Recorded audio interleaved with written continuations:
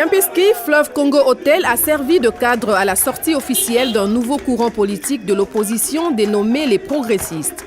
Sous le leadership de l'ancien Premier ministre Samy Badibanga, ce courant regroupe les opposants signataires de l'accord du 18 octobre 2016 qui n'ont pas signé celui de la SENCO.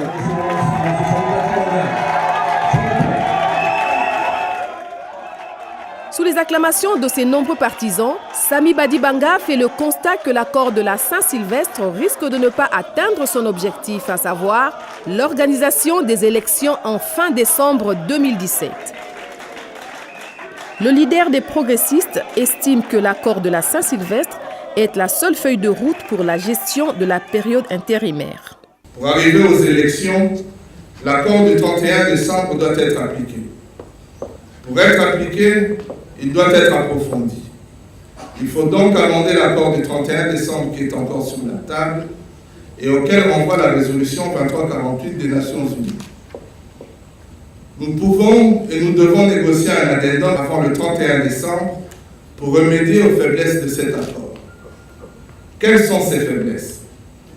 La principale est d'avoir été négocié sans l'autorité d'une institution de droit international, dont la légitimité et le poids politique engagent et obligent toutes les parties à l'appliquer dans sa lettre, dans son esprit et dans les délais fixés. Cependant, il faut conclure et signer rapidement un addendum sous les auspices de l'ONU, de l'Union européenne, de l'Union africaine et de l'Organisation internationale de la francophonie afin d'en rendre les résolutions obligatoires. La République démocratique du Congo est confrontée à des crises politiques récurrentes dont l'une des causes fondamentales est la contestation de la légitimité des institutions. Selon l'adage, il n'y a pas de droit efficace sans sanction, l'accord doit être amendé pour intégrer des conséquences claires en cas de violation. Nous sommes convaincus qu'en approfondissant l'accord du 31, nous mettrons les élections à notre portée et qu'ainsi nous éviterons l'impasse politique, l'effondrement des institutions et les violences vers lesquelles nous nous dirigeons. La ligne politique que nous défendons est effectivement différente d'autres au sein de l'opposition.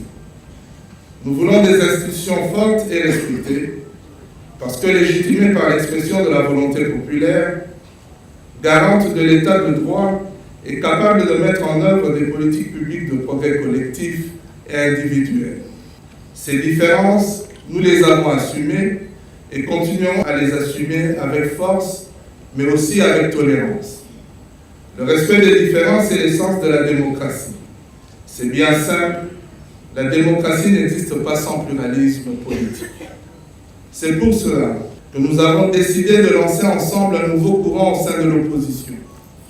Un courant porteur d'espoir et de progrès, un courant porteur d'un avenir de paix et de sécurité qui permette à chacun de construire son avenir et ses projets dans un état de droit et de transparence fondé sur les institutions fortes, un courant porteur de liberté et d'exigence, un courant porteur de progrès et de partage des efforts et des fruits de la croissance.